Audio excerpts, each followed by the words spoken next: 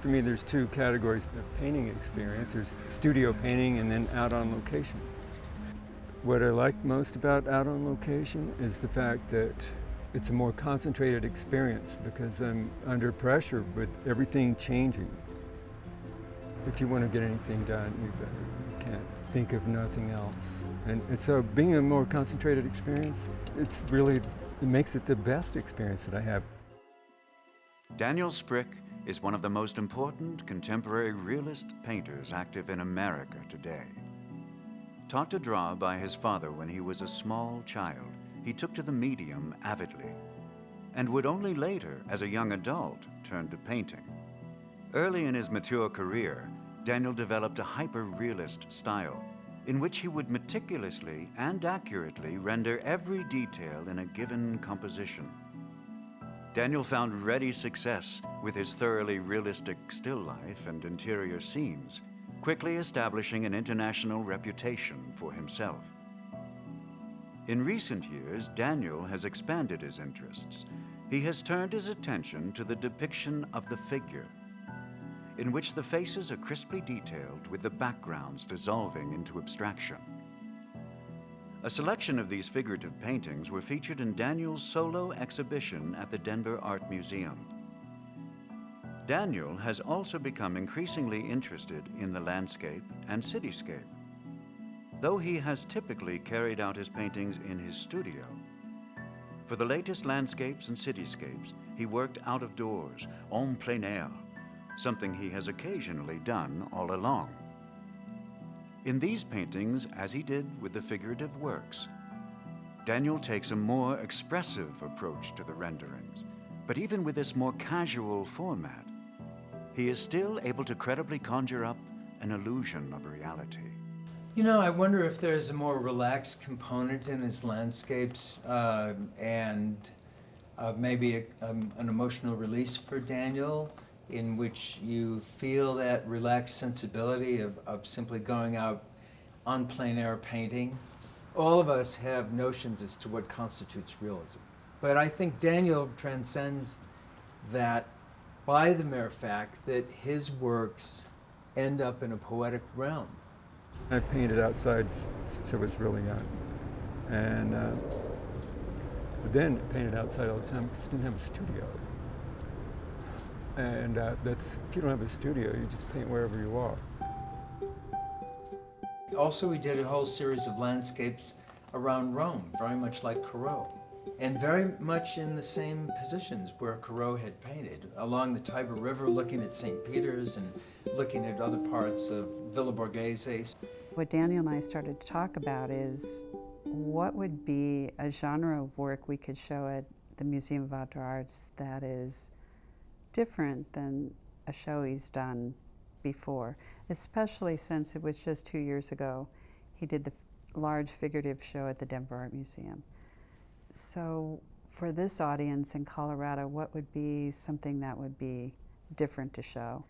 We looked at the scenes from Rome that he'd painted and how he'd painted architecture and then how he'd incorporated the light, that he came up with the idea.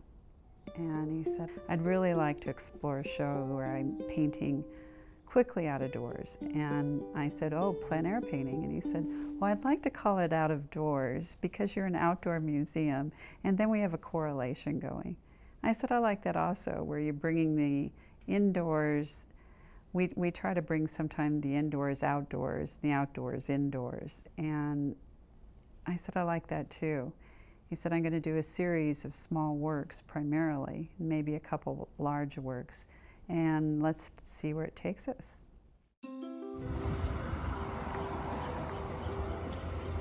It's pretty magical. I think I do want to check it out from over there. You spend some time selecting what you're going to do, but not all eternity, because you could spend unlimited amount of time trying to decide something, and finally you better just choose and just do something, go with it, and commit to it, and give it everything you've got, which is essentially how I picked being an artist. I think that's kind of analogous to our existences.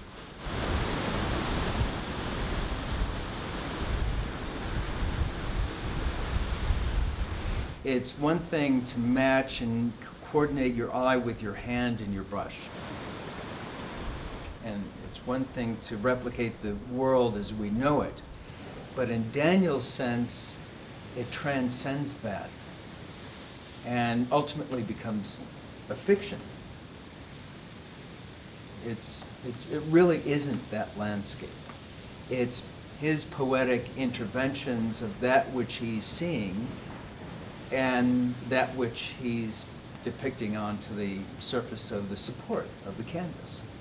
At a certain point, you stop referring to external material and visual stimuli out there and just try to make your own project make sense, make the colors and the values and the compositional shapes make sense with each other, rather than trying to encompass everything in the world.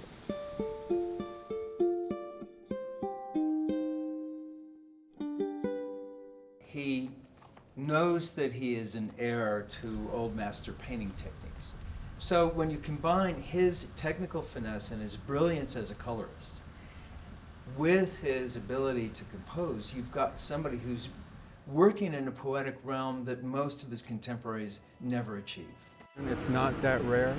It's not a rare thing to be able to draw.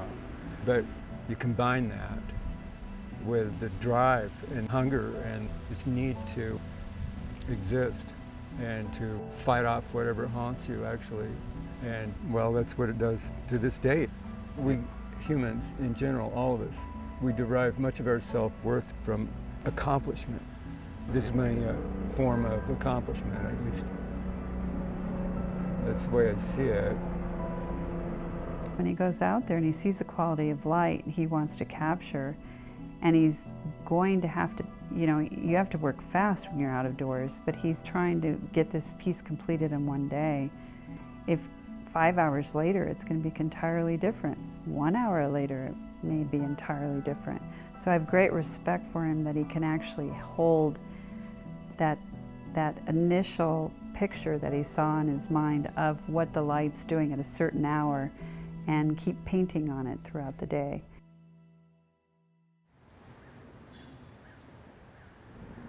There's never a time when I'm not drawing or painting or doing something. There's very seldom an absence.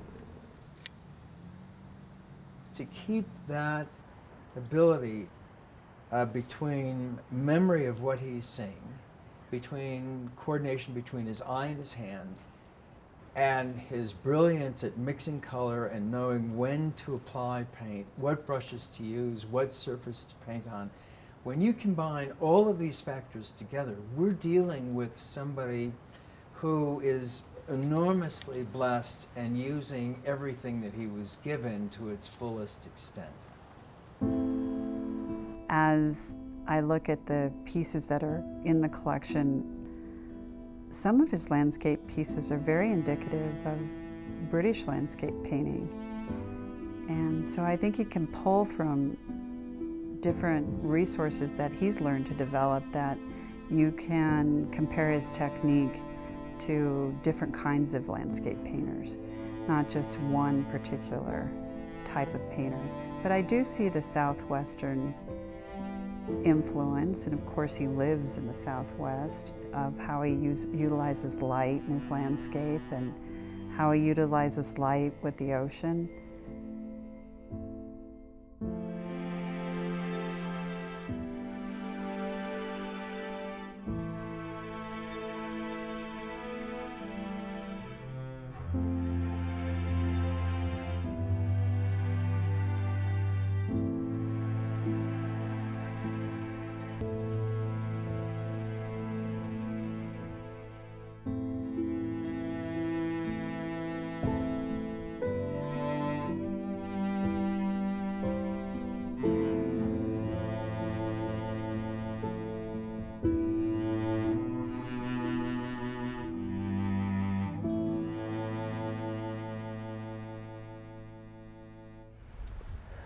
It's much about the experience of being out here and being completely riveted on it.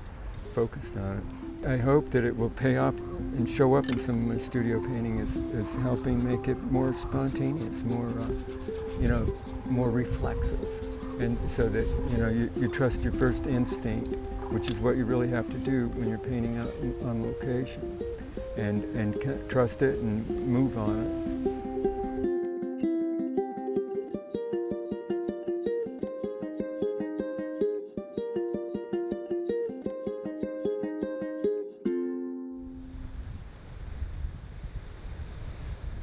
He is prodigiously hard working. He works every day. I wonder if that's a component of fear that if he doesn't exercise, he'll go out of shape. If you don't speak Italian every day, you're going to be a little bit rusty when you go back to Rome. When you don't paint and coordinate your eye and your hand, you're going to be making a lot of mistakes, or it's going to take more time and it's going to be labored, and everybody's going to notice that. So he works every day. He's very serious. I could see an alternate career for myself, doing nothing but painting outside. Very much because the experience is so rewarding.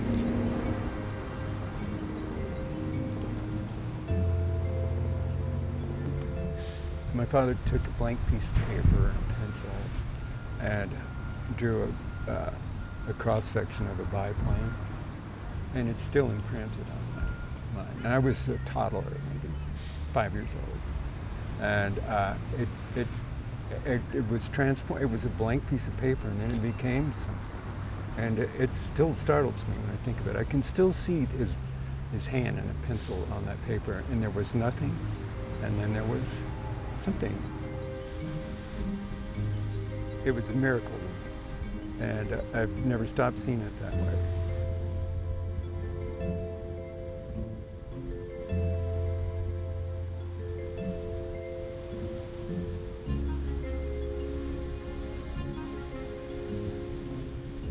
There's a world of stimuli that isn't going to happen in the studio. It just kind of keeps you amazed at how complex and beautiful the world is.